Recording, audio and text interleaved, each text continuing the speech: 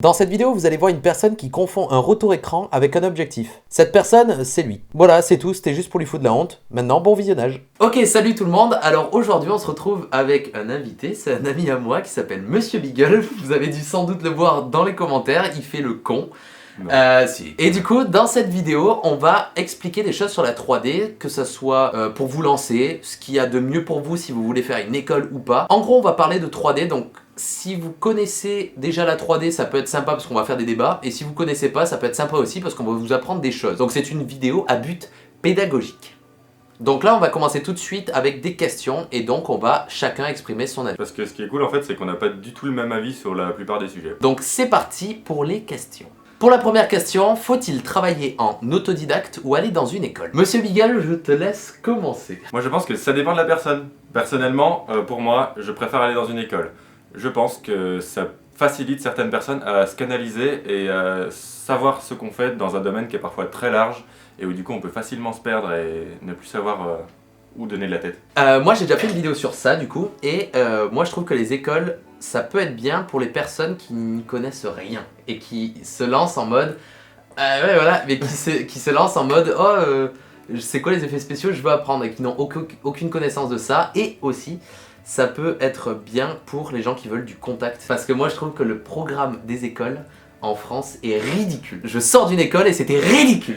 À vous de répondre, Monsieur Beagle. Répondez à ça. Donc, toi, Monsieur Beagle, que penses-tu des programmes dans les écoles? Est-ce que c'est suffisant de faire 5 ans d'études pour vraiment être au point pour les entreprises, ou il faut vraiment travailler comme un chien maigre chez soi, comme si au final on était autodidacte? Alors, il faut travailler comme un chien maigre chez soi. Mais ça, que ce soit à l'école ou pas, c'est obligatoire, c'est clair. Et de toute façon, je pense que dans ce métier, on finira toujours par devoir travailler et apprendre continuellement au fil des années. Parce que le truc évolue beaucoup plus vite que... C'est sûr. C'est vrai que les technologies changent. Toi, donc, mais moi, je trouve juste que les écoles en France, tu payes 7500 € par an, d'accord? Et parfois, je suis désolé, mais ce n'est pas justifié, d'accord? Vraiment pas. Tu soulèves un point qui m'intéresse parce que je sors d'une école avant d'être allé à Artefix en Belgique. Beaucoup d'entre vous ils sont abonnés, ils sont inscrits et c'était pas ouf. Ça m'a appris des trucs et je suis content d'y être passé parce que ça m'a permis de rentrer. Ça m'a appris pas mal de choses, mais c'était, j'ai payé quelque chose comme 900 € pour 3 années, tout compris. Ici là, ça fait même pas un mois dans une école privée en France. Donc, mais par contre, le gap de qualité est proportionnel. Donc, la qualité d'enseignement des intervenants qui sont dans les écoles privées chères est proportionnelle aux écoles pourries, publiques, en Belgique. Est-ce que tu peux me confirmer quelque chose que je pense beaucoup? On a eu des intervenants dans une certaine école que je ne vais pas nommer parce que je ne veux pas leur faire de la pub, mais est-ce que certains intervenants sont extrêmement bons, ou certains profs extrêmement bons, mais n'ont absolument aucune pédagogie? Ça veut dire qu'ils t'apprennent comme ils te disent tu fais comme ça, et toi t'es perdu. Bien sûr, je suis complètement d'accord avec ça. D'ailleurs, il y en a qui sont ultra pédagogues, mais qui sont là depuis trop longtemps. D'ailleurs, c'est sûrement pour ça qu'ils sont pédagogues, mais qui du coup ne donnent des informations qui sont parfois obsolètes. Ouais. Et il y en a qui, au contraire, sortent droit d'un studio, te donnent des informations intéressantes à mort, mais par contre te la donnent d'une manière ridicule. Et du coup, je pense que avoir le prof parfait, je pense pas que ce soit possible. Et du coup, il faut un peu un équilibre. Il en faut un peu des deux pour toi trouver la manière dont tu vas récupérer les infos intéressantes, même si elles sont mal données, ou faire quelque chose d'intéressant avec ces infos-là dans un cours qui sera peut-être un peu mieux construit. Ok. Passons à la question suivante. Maintenant, on va parler un petit peu des logiciels. Du coup, en premier temps, on va parler des VFX. Et c'est quoi qui est préférable entre Nuke ou Adobe After Effects? Et là, je pense que on va être tous les deux dans le même sens, il n'y aura aucun débat parce que je suis d'accord avec ça, mais avec des nuances quand même. Maintenant, exprime ton point de vue, Monsieur Beagle. Nuke. Nuke. Nuke, dans un milieu professionnel à grande échelle, pour moi est beaucoup plus adapté que After Effects qui reste un peu un jouet. Je suis à peu près du même avis que lui. Le truc, c'est que After Effects de base, sans les plugins, c'est de la pure merde. C'est ce qu'il faut se dire. Hein. C'est vraiment très naze. Voilà, c'est vrai. Hein. Sans ça, tu peux rien faire. Que Nuke, si t'as pas de plugin, tu peux quand même te démerder pour faire des trucs vraiment cool. Le problème, c'est que Nuke, en termes d'apprentissage, c'est beaucoup moins user-friendly, ça veut dire que tu vas beaucoup moins apprendre facilement, on va dire que After, déjà le layer est beaucoup plus facile à apprendre que le Nodal. Ouais, mais par contre, le layer est limité, là où le Nodal, c'est l'explosion de possibilités. C'est vrai, mais à une échelle comme par exemple la mienne ou de petites boîtes, After Effects suffit largement. Carrément. Nuke, c'est quand tu as une échelle de production énorme et que du coup tu as un script et que tu peux revenir, c'est procédural, donc tu peux revenir à n'importe quel moment. Maintenant on va parler un petit peu des logiciels comme Maya, 3ds Max, Houdini, Cinema 4D et on va faire très rapidement une synthèse des logiciels pour vous aiguiller un petit peu dans quoi vous devez vous diriger. Donc moi je vais parler des logiciels que j'utilise et lui des logiciels qu'il utilise. Moi je vais parler d'abord de Cinema 4D. Cinema 4D, je pense que c'est pour moi un des logiciels, d'accord, les plus user-friendly quand tu arrives dans le 3D game.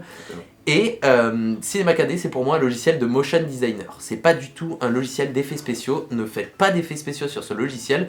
C'est nul, c'est ce qu'il faut dire. Mais en termes de production de l'image, ça va extrêmement vite. Et ça, tu peux pas le nier, c'est la vérité. Ça va très vite, tu fais des très belles choses très rapidement. Voilà, c'est mon avis sur Cinema 4D. Cinema 4D, l'outil des youtubeurs. Cinema 4D, l'outil des youtubeurs qui font des intros GFX gratuits pour les gamers. Et ensuite, je vais parler de 3ds Max. 3ds Max qui est un très bon logiciel à mon sens, mais qui est en train de mourir à cause d'Autodesk qui est en train de le faire saigner parce qu'ils s'en foutent, ils gagnent pas de l'argent avec ça. Mais c'est un très bon logiciel, je pense, qui a besoin encore une fois de plugins parce que c'est... En fait, 3ds Max pour moi c'est le After Effects de la 3D en gros. Un peu mieux parce qu'il commence à y avoir Bifrost, etc. Mais pour faire de la simulation de fluide, il va falloir Phoenix FD ou FumeFX. Pour faire des particules avancées, il va falloir Thinking Particle. Donc c'est un truc où il y a besoin d'add-on, voilà, de trucs en plus. Donc même 3ds Max est utilisé quand même dans le milieu des effets spéciaux dans l'entreprise. Skyline FX. Skyline FX et même à ILM, j'ai regardé. Skyline VFX. Skyline VFX. Donc voilà, ça c'était mon côté de la production des 3D effets spéciaux. Et maintenant c'est du côté de Monsieur Beagle. Bah déjà, je suis d'accord avec ce que tu as dit, parce que moi j'ai appris sur C4D. Au début, je faisais du motion design. Ensuite, je suis allé sur 3ds Max, parce que j'ai fait de l'architecture. Et ensuite, je suis allé sur Maya. Sur Maya qui est, je dirais, le rock de l'industrie des effets spéciaux. C'est vrai, malheureusement, mais c'est vrai. Parce qu'il est implémenté dans tous les studios, qui permet un pipe très large, avec notamment des outils d'animation qui sont pas trop égalés, je pense, à côté. Et l'animation, c'est quand même le cœur du métier. Du coup, Maya, si vous voulez vraiment faire des effets spéciaux, énervés, en gros studio, Maya, c'est un très bon outil, c'est le rock. Ensuite, maintenant, il y a Houdini. Attends, avant de passer à Houdini, juste, je voulais dire personnellement que je trouve que j'ai testé Maya dans mon ancienne école et c'est le logiciel le plus buggé de l'univers. Ce logiciel, il faut que le CTRL S soit aussi réflexe que ta respiration, tu vois.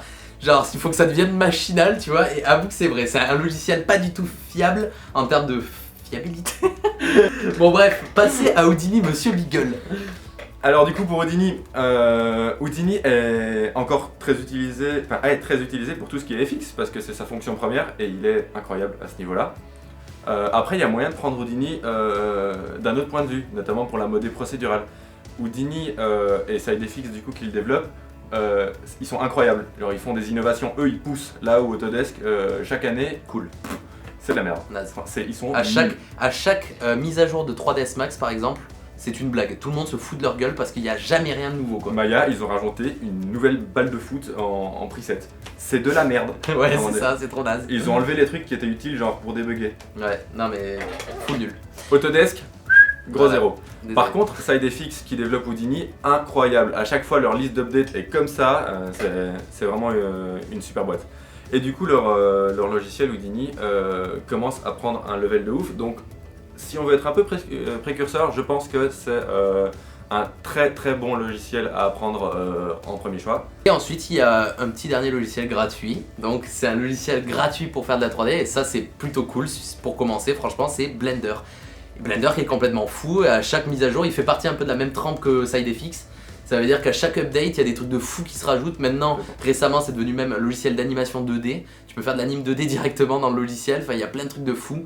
Donc Blender, pensez-y, c'est un logiciel gratuit et vraiment très cool. Carrément. Maintenant, prochaine question, c'est plugin ou pas plugin?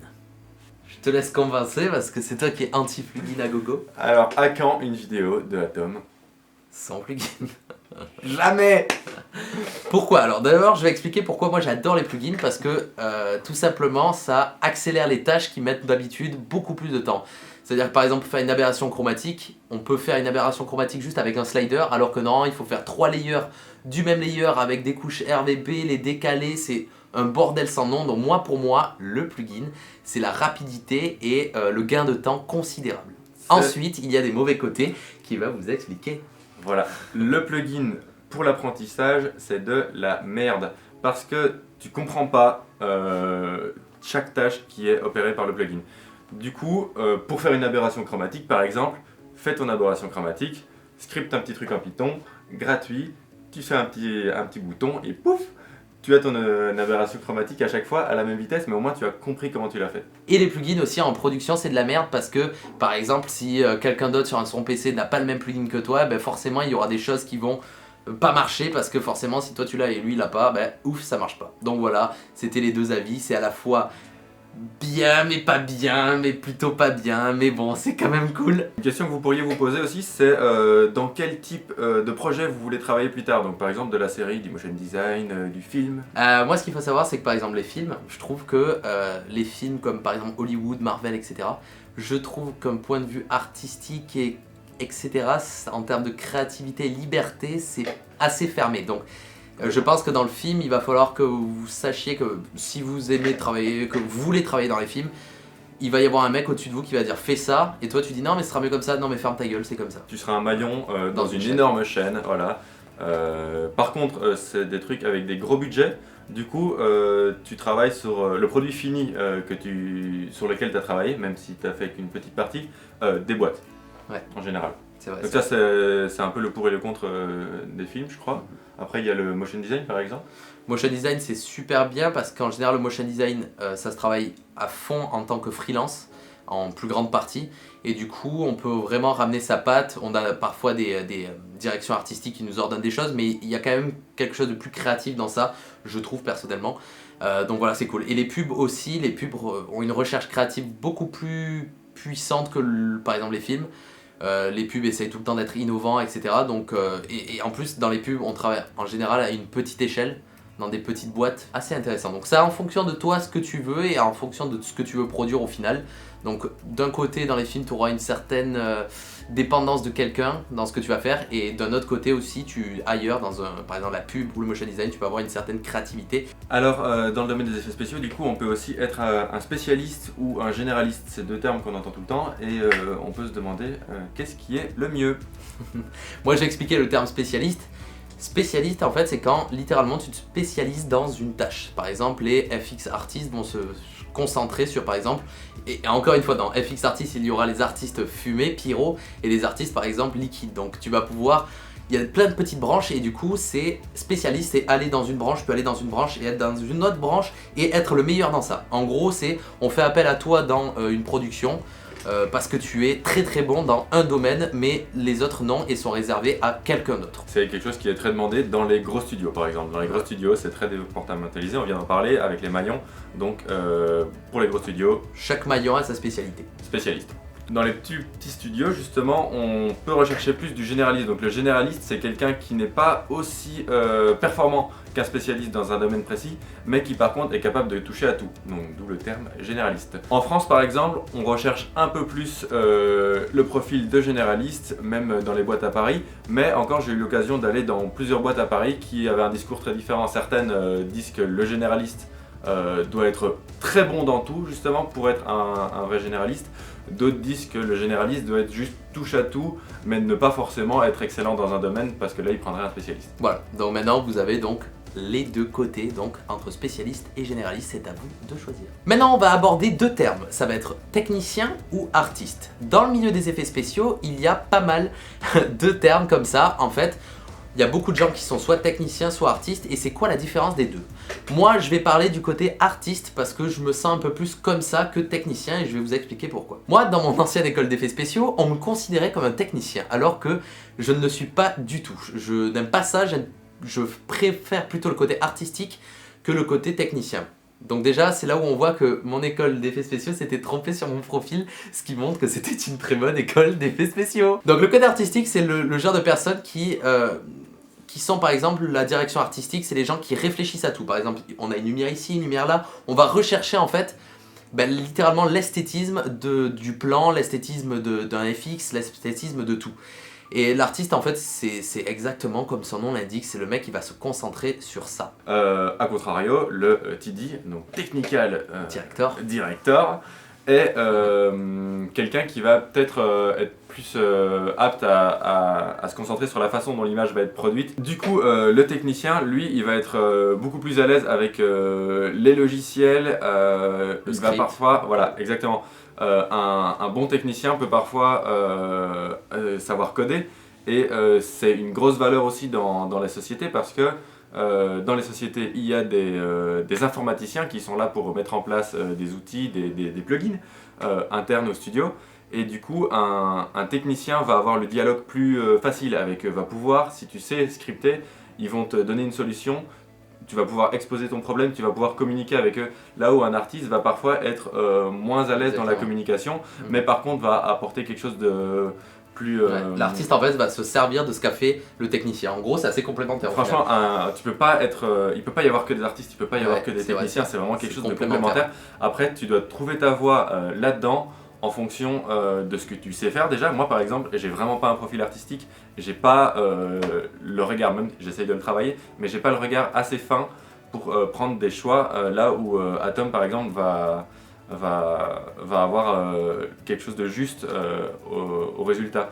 Par contre, sur la technique employée, je vais probablement avoir des solutions plus adaptées à des plus grosses productions, plus efficaces et quelque chose de plus carré. C'est comme il a dit, extrêmement complémentaire, donc à vous encore une fois de trouver votre voie. Maintenant, qu'est-ce qu'on pense de l'avenir des effets spéciaux? Je pense qu'il va y avoir une explosion du procédural. Donc le procédural, on l'a peut-être pas bien expliqué, c'est une méthodologie de travail qui n'est pas destructrice. C'est-à-dire que tu peux revenir au tout début de ton procédé et changer un petit élément et tout se répercute en chaîne.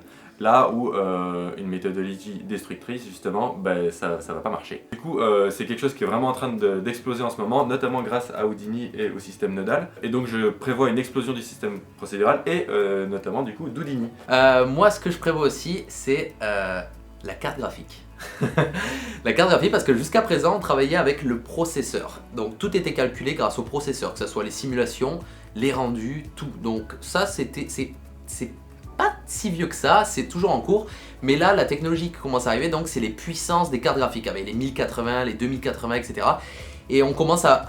En fait, si c'est pas trop... Quelle bande d'enculé. Et pourquoi en fait on n'utilise pas encore beaucoup la carte graphique et pourquoi ça va venir plus tard? Et bien tout simplement parce que les technologies encore au jour d'aujourd'hui coûtent assez cher comparé au processeur. Mais je suis sûr que ça va changer à l'avenir et que petit à petit on va migrer vers cette technologie de GPU pour donc avoir des puissances de calcul beaucoup plus rapides, d'où en gros Redshift et Octane comparé à par exemple Mental Ray ou les trucs vieux. Ok, donc c'est la fin de cette vidéo, j'espère qu'elle vous aura plu et que vous aurez appris des trucs. Ouais, carrément. Bah oui, carrément. Cette vidéo était vraiment à but de vous orienter si vous voulez faire de la 3D, donc savoir dans quel domaine travailler, savoir avec quel logiciel vous allez travailler. Et vous pouvez aller en commentaire, Monsieur Beagle et moi, on veillera à vous répondre. Et si vous voulez rentrer aussi dans le débat, pourquoi pas, si vous faites de la 3D déjà en prod ou n'importe quoi, venez dans les commentaires, on peut en parler, ça va être très cool. Je remercie Monsieur Beagle d'être venu avec ses magnifiques t-shirts. J'espère que sa présence vous aura plu et si vous voulez le revoir, c'est avec plaisir qu'il reviendra, de toute façon c'est mon voisin. Je remercie Atom de m'avoir invité. On se retrouve très prochainement pour une nouvelle vidéo, c'était Atom, ciao.